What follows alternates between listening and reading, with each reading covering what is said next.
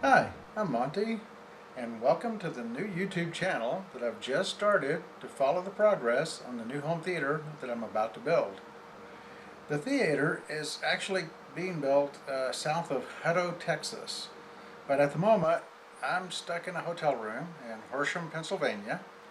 I'm out here helping out in our manufacturing, and I've been here the bigger part of this year since, I don't know, I guess since about late March, early April I think is when I came out here. And I've only been home for a couple of times for a few days at a time. But back home in Texas, they are getting started. The slab for the house should be poured either this coming week or maybe early the following week. And then after that, we'll be able to get started building the house. And once it's done and I move in, then I'm going to do the home theater myself. So I can't really do a lot for videos until that time. But I thought I could at least do something, just introduce the channel and maybe go over some of the plans for the theater. So I'm going to do that. So we'll take a look at some of the ideas that I have planned, and then as the house starts getting built, I can post some videos. Unfortunately, I'll have to, for at least for the most part, depend on friends getting video for me, since I'm still going to be in Pennsylvania probably. But at least I'll try to get something to post on the progress of the construction of the house. So let's take a look at some of the plans for the theater. Okay, here we have the basic layout of the theater, and I hope that the sound quality is going to be better on this segment because the cheap camcorder that I used to make the introduction was really bad. Sorry about that. So here's the theater. We have stairs going down to the dedicated living space for the theater.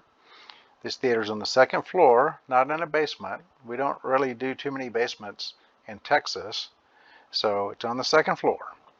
So we come up from the dedicated living space. This just goes into attic space here. We have the theater lobby here. And then the theater is basically surrounded by attic space on three sides. So that's going to make it easier for routing cables and stuff after the fact in case I forget anything. So I have the control room here in the back, and we have the theater. Now I think this is basically the same layout that I posted in the previous video, but since then I've made a change. I had 5 seats here, but the only way I could do it was I had to have a love seat on each side of a single seat, because if I did 5 individual seats in the back, it's just a few inches too short for that to fit. So I've decided this layout is really a little awkward, having a single seat between 2 love seats. So the new plan is we will delete this seat, have just the 2 love seats, and then I will put some kind of a, kind of a center console right here that will open out into the control room, because I hadn't really thought about how I wanted to do the front end stuff like the preamp processor and the disc players and things like that. I was just going to put them in some kind of a rack in here. But I think if I have them facing into the control room, the back of them in this center console, have this console removable so you can pull it away from the wall and access the back of the equipment for service. I think that would be the way to go. And then you'd have a handy place to, whatever you want to use that center console for, a little table or whatever between these 2 love seats. And that way you eliminate the problem of having a single seat between 2 love seats, which I just didn't think that made much sense, so I'm going to stay away from that. So that's the plan for the seating. And I'm looking at different seats. I'm looking at this Tuscany that a lot of people seem to like a lot. That's one of the ones I'm considering. I'm also looking at some others. So, I mean, I'm still a good 8-9 months or so away from having a finished house. So who knows, by then there might be something else available. So let's move on. Okay, here we have the theater with some of the equipment locations drawn in, specifically the woofers. What the plan is, along each side wall, I want to put the Dayton Ultimax 18-inch drivers in decorative columns, 3 along each wall, and then 3 more on the other wall over here. And these will be done in pairs. This one will be paired with the one opposite, and so on. Each pair will have its own DSP and amplifier channel so that they can be controlled independently to make the uniformity of the bass in the room as smooth and uniform as possible. Their primary purpose, though, will be to handle the around 25 or 30 hertz and below, but they'll also be used at the higher bass frequencies to get the uniformity across the listening area. And then at the front of the room will be simple H-frame dipole open baffle woofers, floor to ceiling, 8 15-inch drivers in each column. The particular driver I'm using here is actually a very inexpensive driver from Newark, which was formerly MCM Electronics. These 15-inch woofers are like $20 each. And I'm not choosing them because of that price. I'm choosing them because of the performance. Because in open baffle, these things perform really, really well. Extremely low distortion and extremely low noise. So I'll be putting 8 of these in each of these columns and using them down to probably around 25 or 30 hertz.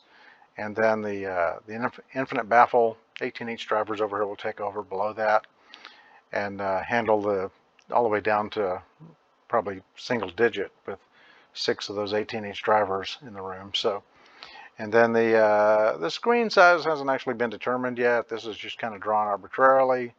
It's probably going to be around 14 or 15 feet wide, but I'll figure that out once the room is built and get it sorted out then exactly what I want to do.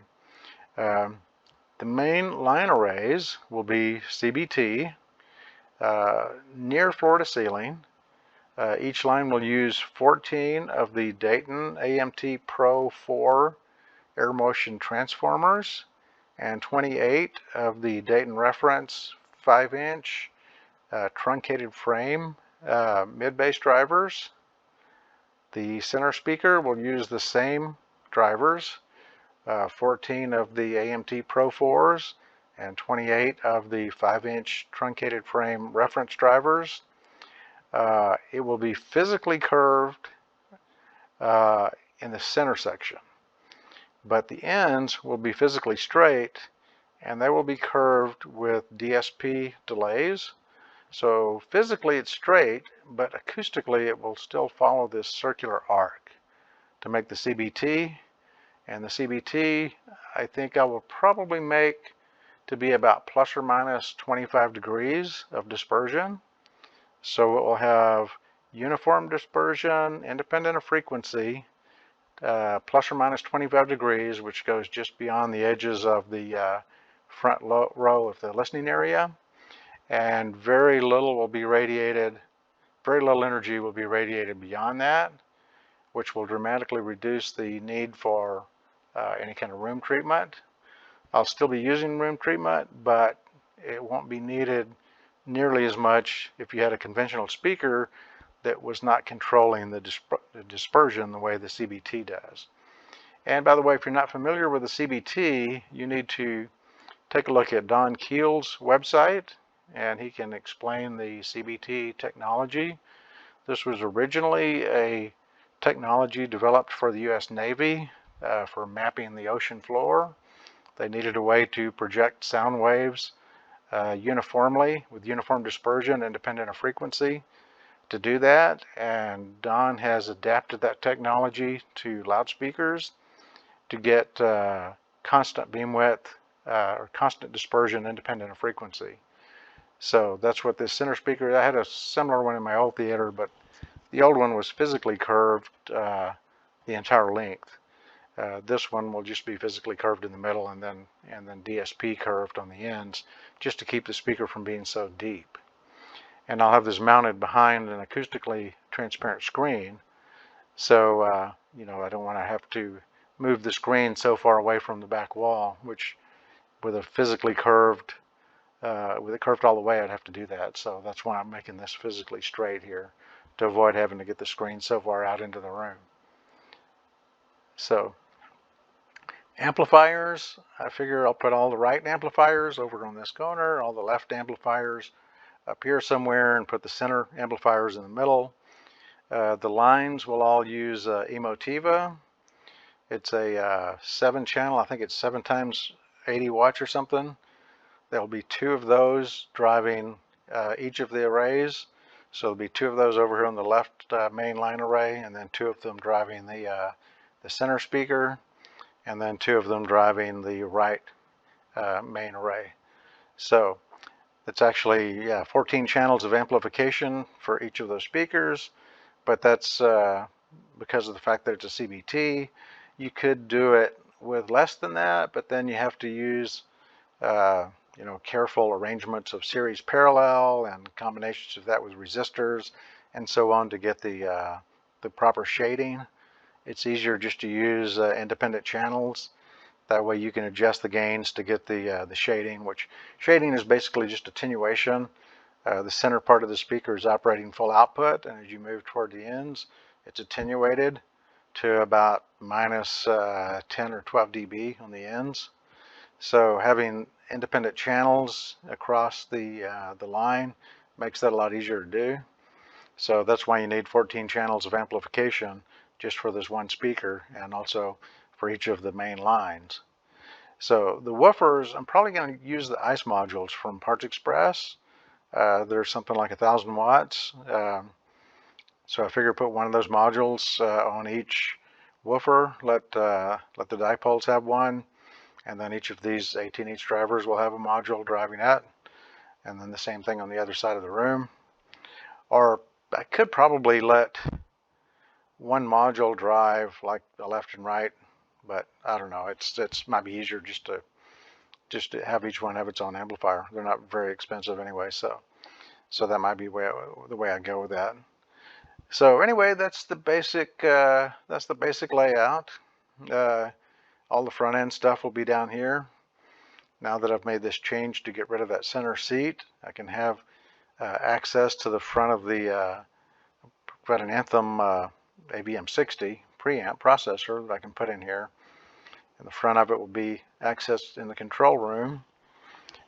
Also, disc players and media servers and so on will be down here. All the amplification down at the other end of the room. So that's the plan for now.